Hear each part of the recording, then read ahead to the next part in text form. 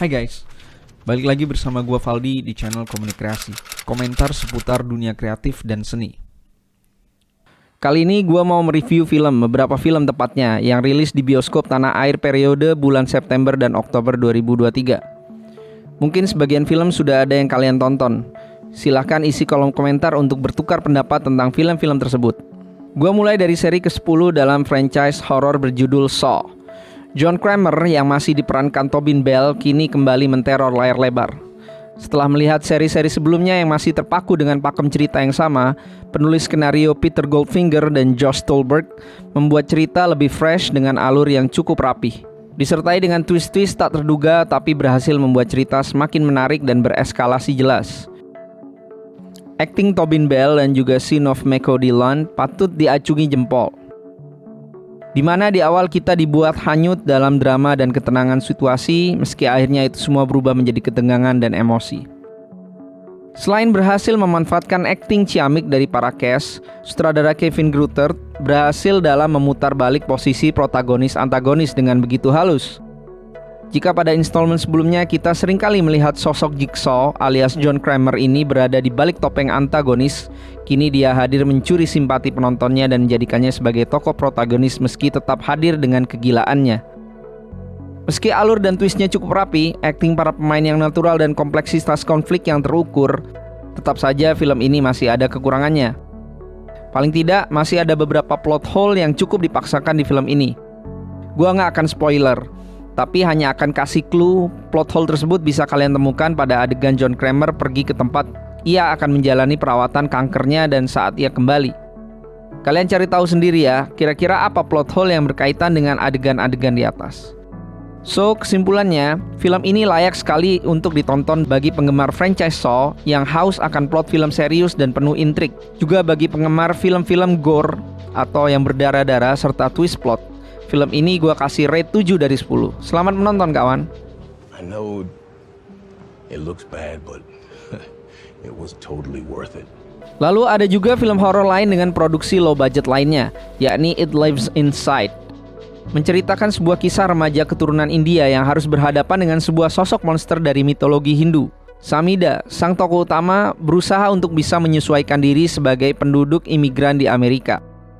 Tapi karena upayanya tersebut, ia terpaksa harus menyisihkan persahabatan dia dengan sahabat masa kecilnya, Tamira. Namun di akhir cerita, mereka berdua akan menjadi kunci kesuksesan dalam menghadapi sang monster. Dalam sebuah konten mitologi yang masih tampak asing dibuat di Hollywood, film ini menyuguhkan kesegaran perspektif kebudayaan. Sutradara dan penulis debutan Bishal Dutta cukup berhasil membuat ketegangan di banyak bagian film, meskipun sebenarnya masih merupakan teknik standar dalam pembuatan film horor.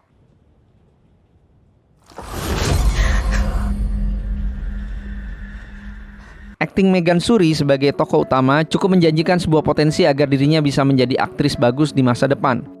Akting para pendukungnya juga tidak jelek dan perannya cukup mendorong cerita untuk berjalan. Namun, sebagai film yang diangkat dari sebuah mitologi gaib dalam kebudayaan suatu kepercayaan, film ini tidak banyak memberikan formula-formula segar.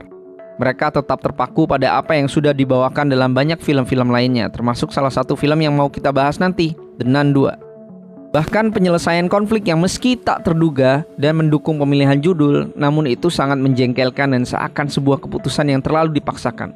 Kemungkinan akhir cerita sengaja dibuat demikian agar bisa melanjutkan nafas untuk membuat film-film sequelnya. Tapi tentu ending tersebut kurang memuaskan dan kurang masuk akal bagi para penonton. Mengapa harus seperti itu penyelesaiannya? So, overall film ini gua kasih rate 6,5 dari 10. The Nun 2 masih di film bergenre horor.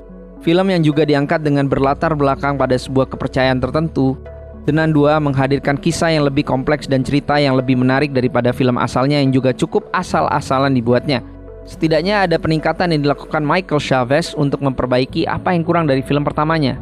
Meski demikian, gue merasa banyak sekali lompatan-lompatan emosi yang terlalu menguras habis ketakutan penonton sehingga akhirnya malah jadi kurang menyeramkan. Karena ketakutannya sudah dipaksa keluar namun tidak mencapai tingkat kepuasan yang diharapkan. Apalagi terlalu banyak kemunculan elemen dan karakter mistis dalam cerita yang cenderung tidak berimbang dan sebenarnya tak terlalu penting untuk dihadirkan. Akting dari Taissa Farmiga yang juga merupakan adik dari pemeran utama serial The Conjuring, Vera Farmiga, sudah makin solid di film kedua ini. Sementara pemeran lain ya masih biasa-biasa saja. Untuk The Nun 2, gue kasih rate 6,5 dari 10.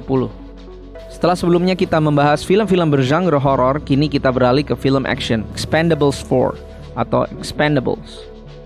Film yang sudah hampir sebulan ada di bioskop ini sebenarnya adalah film paling gagal dari semua franchise The Expendables.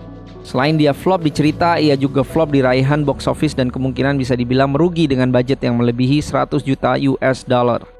Kehadiran pemeran-pemeran seksi semacam Megan Fox dan Liv Tran tidak menaikkan nilai jual film ini.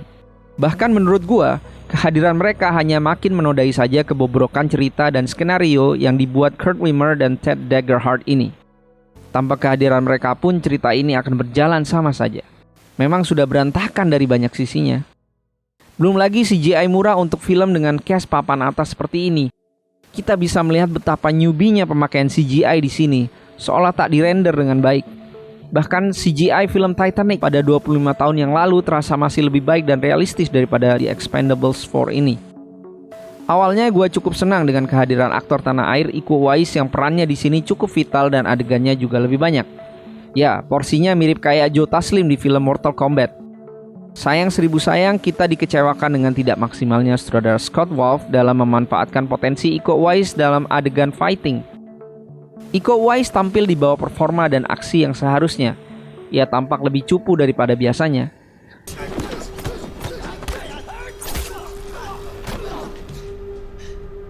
So overall 4 dari 10 masih terlalu bagus menurut gua untuk film ini, tapi ya sudahlah. Oke guys, itu tadi review singkat gue terhadap 4 film yang belum lama tayang di bioskop tanah air. I hope you enjoy and see you on the next video. No matter what happens, it'll never get out again.